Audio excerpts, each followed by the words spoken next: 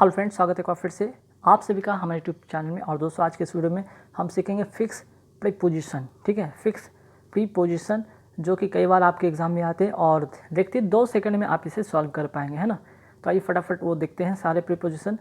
पहला यहाँ पे क्वेश्चन देख रहे हैं, ही डाइड डैश कॉलेरा। देखने को क्वेश्चन बहुत छोटा है लेकिन बहुत ही काम का, सीखने की चीज़ें। अब देखिए, एक चीज़ डाइड के साथ 2 चीज़ होता है। एक तो डाई के साथ ऑफ भी होता है, एक डाई के साथ क्या होता है, फ्रॉम भी होता है ना। डाई के साथ ऑफ भी होता है और डाई के साथ फ्रॉम भी होता है। ऑफ कब होता है, जब अगर कोई व्यक्ति डिजीज़ से, ठीक है, कोई डिजीज़ से मरता हो तो उसे हम डाई ऑफ वहाँ पे लगाते हैं।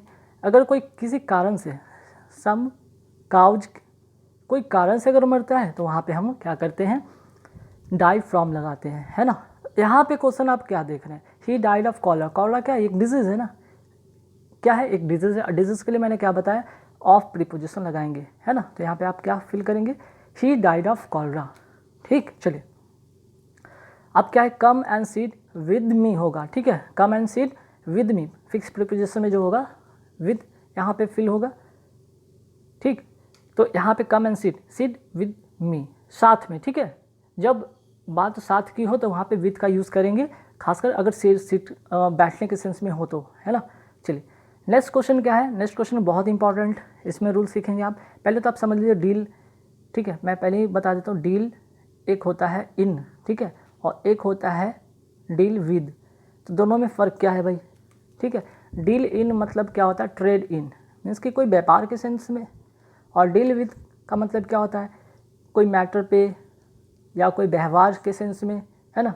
कोई पर्सन के साथ, और पर्सन मीन्स कि एक पर्सन के लिए यहाँ पे यूज़ होगा या कोई मैटर के लिए यूज़ होगा। पर्सन या मैटर के लिए हम डील विद का यूज़ करेंगे, और अगर हम व्यापार की बात करते हैं तो डील इन का होगा।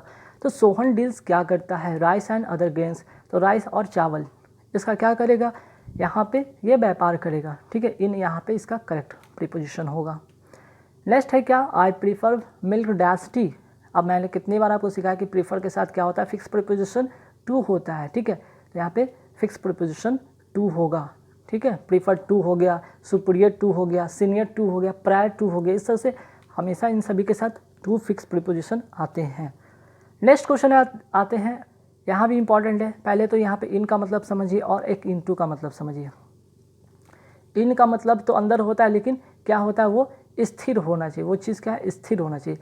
और ये क्या होता है, इनटू मतलब किसी चीज़ में ही होता है, लेकिन वो गति के सेंस में होता है। ठीक है, वो गति के सेंस में होता है।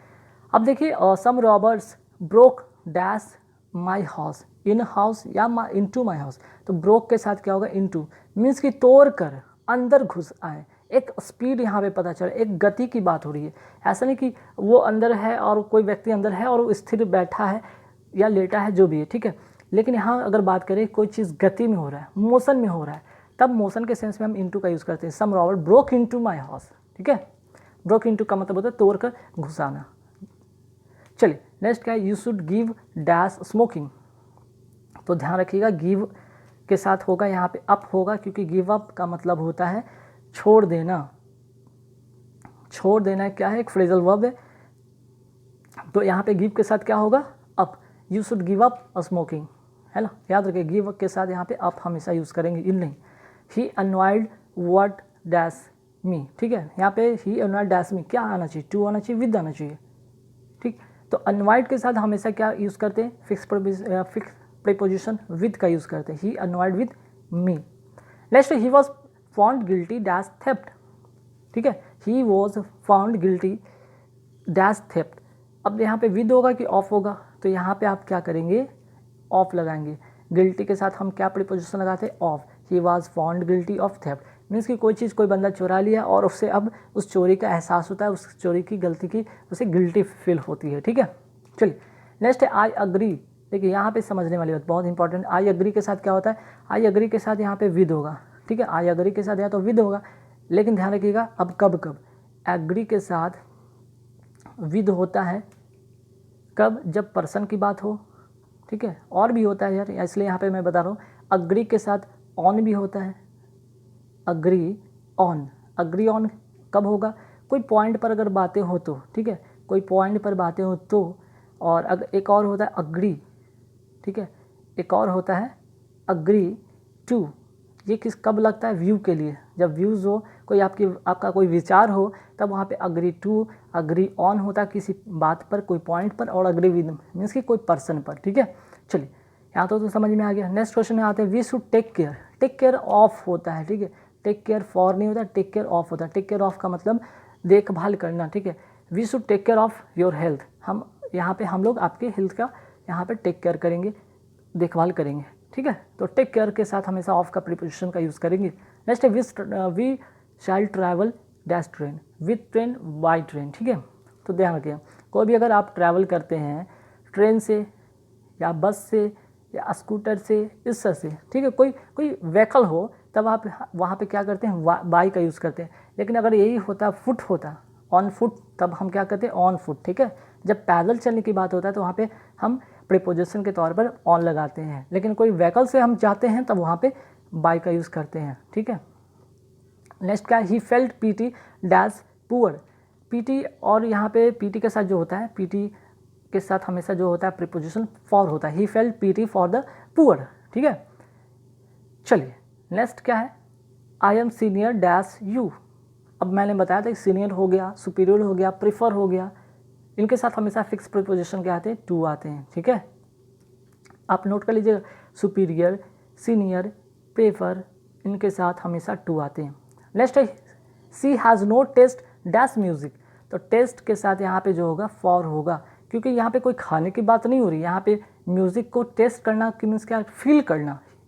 ठीक है, या फिर उसको टेस्ट मतलब फील तो नहीं कर सकते, यहाँ पे इंटरेस्ट के सेंस में हो सकता है। ठीक है, इंटरेस्ट कि मीन्स कि उसको कोई भी इंटरेस्ट नहीं म्यूज़िक में, सी हैज़ नो टेस्ट या she has no interest for music. ठीक है, चलिए अब यहाँ देखिए वॉर्न के बारे में मैं बताऊँगा। वॉर्न इन बहुत सा होता है, एक तो यहाँ पे नोट कर लीजिएगा, बॉर्न ऑफ होता है ना, बॉर्न टू होता है, बॉर्न टू होता है। तो बॉर्न ऑफ कब होता है, जब पेरेंट्स की बात हो, कोई पेरेंट्स से अगर बॉर्न होने की बात हो तो वहाँ पे बॉर्न ऑफ लगाते हैं।